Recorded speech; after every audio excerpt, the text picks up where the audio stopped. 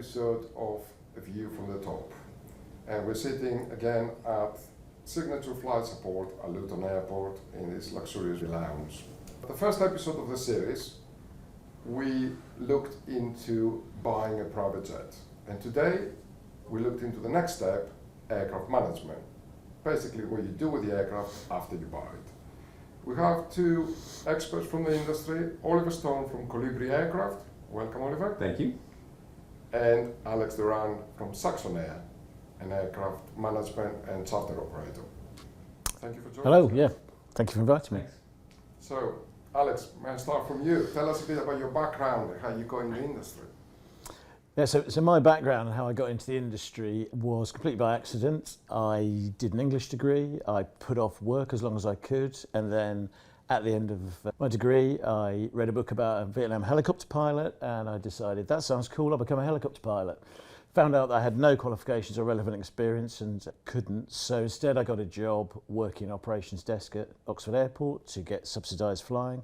I worked up to my PPL over 2 years, and then to do my hours building I worked for the local air taxi company and just gradually grew into it, got more interested in the management, abandoned any aspirations to be a pilot. Today you run Saxon Air, based on Norwich Airport. And what is your main business? So we're known primarily for operating jets and helicopters, and that is something we're very visible with. I've been there 10 years, but the group, family-owned business, we also look after offshore helicopter operations. We run a handling agent, and we also own the property and hangars we're in. So there's 5 different businesses going on. And you, Oliver, you're an aircraft broker. Correct. But you do advisory services. Correct. And that's why I decided to invite you today. Tell us your views about aircraft management. So how did you get into the business? Like all of us, I got bitten by an aviation bug far too early and decided that being a pilot would be tons of fun. And then I was in university one day watching a TV show, and it was about a long-haul Northwest Airlines cargo pilot. And they said, over the life of a pilot, on a 35-year career, you're gone from home for about 17 years. And I thought, that doesn't actually turn me on that much. So I looked for things in the business aspect of aviation, and I knew a guy who invited me to come at a aircraft brokerage company, and 20 years later, here I am. So. And today you run Colibri Aircraft? Yes, sir. That's correct. And what's your main business? So Colibri Aircraft's got 2 main business streams. The biggest one by far is helping people buy and sell airplanes, and we are an advice and a service business. We're not in the trading business. We provide expertise for people in how to navigate the transactional process because they're extraordinarily complicated. And then we've solved a lot of problems over the years in getting transactions completed for clients, and so we figured out there's a smaller niche business for us of helping clients with problems resolve those problems. So you don't do aircraft management, but you advise people to deal with aircraft management. That's correct, frequently. So people will come to us and say, I want to buy a plane, what do I do? And so we walk them through the process, and a big part of it we tell them is it's all well and good to buy the plane, but you're actually buying it to use it, so let's figure out how you're going to use it before we get too far into buying it. And as part of that, we get very quickly into management, because the aircraft management and client relationship is probably the most vital relationship there will be for the ownership period. Because a long-term relationship, Yes. rather one-off transaction.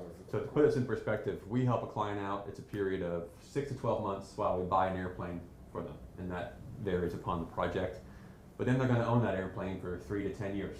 And they're going to be with that manager every day, every week for that 3 to 10 year period. So we try to get that process in place as rapidly as possible. It also helps the purchase process to have the management company there so they can prepare it for their operation. And it also just helps to build a rapport between the client and the manager, who they're going to be together for the next number of years. And it's a very frequent relationship. I mean, the 2 of you will know this very well. You're probably talking to your clients minimum once a month.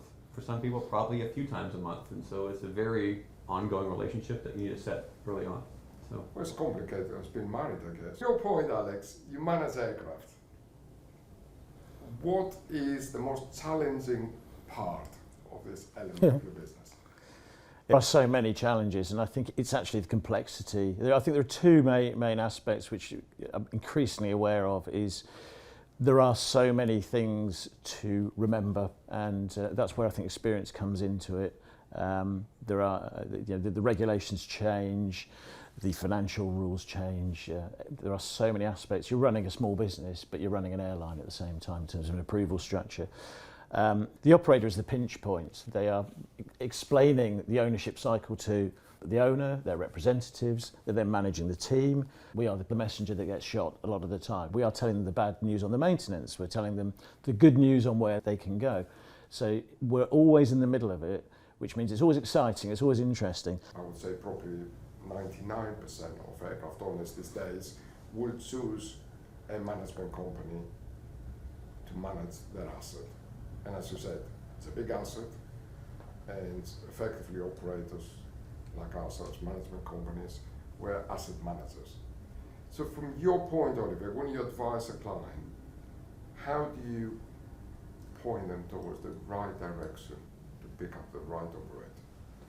So to help point them in the right direction of an operator, when we start at the higher levels and say, what is it that you're really targeting with your relationship? Are you trying to find a charter company that also manages airplanes, or are you looking for a management company that also charters airplanes?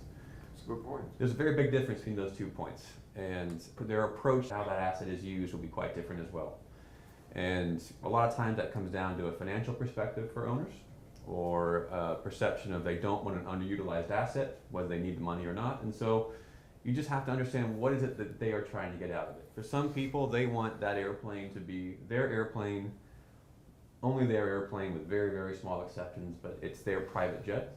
Other people, it is just a way that they can own an airplane that they like, but candidly they just want it working whenever they're not using it, and that's just a different subjective opinion. So it's to understand that to begin with. And once we know that, there's very good companies on both sides of that spectrum. We try and introduce that relationship to those people so they can start to work through, is this a right fit for me? Because fundamentally business is people, and you need to know that you're going to have a good relationship with that person who's going to be running that management company for you in the way that you want. So, as we said, it's like a marriage, so you need to find the right person to hope that you're going to get on with for the rest of that long relationship. and what we tell people is it's an extremely personal thing. And actually the large majority of companies in this business are small businesses. By and large, and even the very, very large ones are usually segmented down into fairly personal, smaller side enterprises where you will spend a lot of time dealing with the managing director of that business, as you guys will well know. And so it is an extremely personal thing. And you are going to be in direct contact with the owner, you'll be in direct contact with the MD of the operating company. If you hate each other, it's not going to work. So you've got to get along well, and you've got to have a lot of faith in what they're saying is accurate and true. And Alex, how difficult it is to deal with these people? Oh, they're a pleasure. I mean, in terms of how difficult the relationships are, you're dealing with some of the most successful people there are, and there are either teams of people, you're going through them as well. They're not all the same, but as you all know, George, they are relentless, and especially when they've invested in an asset which is to make them move faster, to get more deals done, to enjoy their time off more. When you are responsible for that being a success, you are having very direct conversations with people you wouldn't ordinarily ever speak to about things that matter, about their personal schedules, their business schedules, the things that have gone well for them, usually the things that you've messed up because their plane was late. So, yeah, it can be very challenging. And managing expectations from day one is really important, isn't it? 100%. It is, and that's everything, but it's a balance about retaining their excitement and the reasons that they're investing their time and a substantial amount of money into it, whilst letting them know what the ownership cycle. It's not a one-week relationship. You're going to be talking in 3 years, so what you tell them now, you need to remember you're going to have to be explaining down the line. Operator getting involved at that early stage is really important, because then it's easier to explain the challenges and hopefully manage those expectations going forward. It just doesn't happen enough, and I think the relationships that have gone well are the ones where we've been involved very early on. A lot of clients come to us and say, man, I saw this airplane online, it's the most beautiful thing, I want it. That's great, but why don't we chat with somebody who knows about these things, and we'll see how this is going to work, because a lot of times there's extra requirements on an operating basis on wet runways versus dry runways and how far that can be. And if he lives next door to a very short runway and he can't use it in the rain and you live in England, that's a problem because England rains a lot. Or There might be no European approved training facilities for those pilots, so now you got to send your pilots over to the States to go get trained twice a year. Very good point. Those sorts of things add up, and so we try to build what happens after you own it. Because again, people buy airplanes to fly in them, not just to have them sit in the hangar. And it's the nuanced details that make or break a successful ownership experience. Expectations management, as you said, I tell everybody that comes to us, is that is the most important thing you can do from day one. Because everyone walks into it thinking, it's going to be great, it's going to be glorious, there's never going to be a bad day, I'm going to pick up the phone and I'll leave in 5 minutes, and that's the way it is. And the practical reality is it's very different than that. And so it's good to just have that walking into that while they know. Because the people that walk in understanding how the operating basis will be are the happiest clients we have. The unhappiest people, without question, are those that approach this and said, this is going to be the greatest thing I've ever done, I'll never have a bad day. They're out in 2 years. The people that walk into it aware of what's happening, they're into it for the rest of their days. So, with aircraft management, have we got different levels? Do we have the full management, the semi-management, or the partial? So you can tailor a program of management for a client that may not be the full thing. So to your point, you can say, hey, we will do this to the point of, we'll send you a bill once a month, write us a check, and just tell us when you want to go flying, and we'll handle all the rest.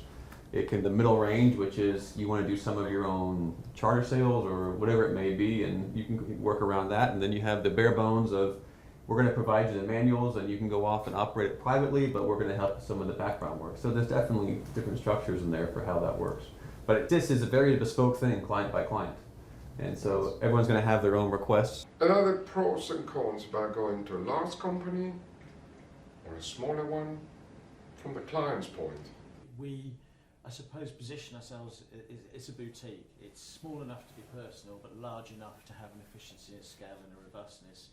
Whereas if you go to your organisation, it's got a breadth, it's got a solidity, it's got a range of offerings that pretty much everything is available. And I think that's down to, do you want that personal side? Do you want to ring the managing director of the smaller company and have that understanding it's my aircraft and I know you're looking after it? Or is it I deal with blue ribboned type organisations? I want to know that this is, I don't want to know any names because they're so big.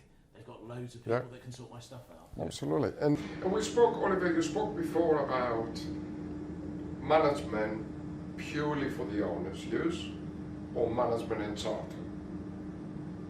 How does that work? There's several different types about this. You kind of have a very private operation where somebody says, this is really just going to be my plane. You know, it will be for charter very minimally, however much is the legal requirement to be, but fundamentally it's their plane. And that is a very different perspective for it. You know, it's much more of a service business as a management company. You are not going to make revenue on charter, so the management company is looking at this purely from a monthly fee basis of what it will take for their management of that asset. And it's a very, that airplane is available solely for the owner's use. Whereas on the charter side of things, a lot of times the management companies make a revenue out of the charters that they sell, and sometimes that can help with a smaller monthly management bill, and sometimes not, just depends upon the operator. But it just depends what that client finds to be important for them. As an aircraft owner, should I expect any charter income I get? Should I decide to charter my aircraft to offset all my costs? No. So that is back to expectations management. And we tell clients, and we had this conversation all the time. People call up and say, that's beautiful, I love the plane, I want to buy it and charter it and make money. We say, well, that will never happen, ever. And we tell clients all the time, or potential clients all the time, if it was possible for management companies to buy airplanes and charter and make money, they would have thousands of airplanes. They don't. So, you know, and if someone's telling you can, ask them, if it's that profitable, why don't you go to the bank, get a loan, buy the plane, and go do that? So, because, you know, if it was that good, they should be able to. So Sure. We tell clients all the time, you will never make money chartering it. The best you can hope for is to help pay some of your bills. But it will always, an airplane is 100% a cost center. It will always be a cost center. You just have to make sure that you value what you get out of it in relation to that cost. From your experience, Alex, what percentage of your operating cost someone can expect to offset?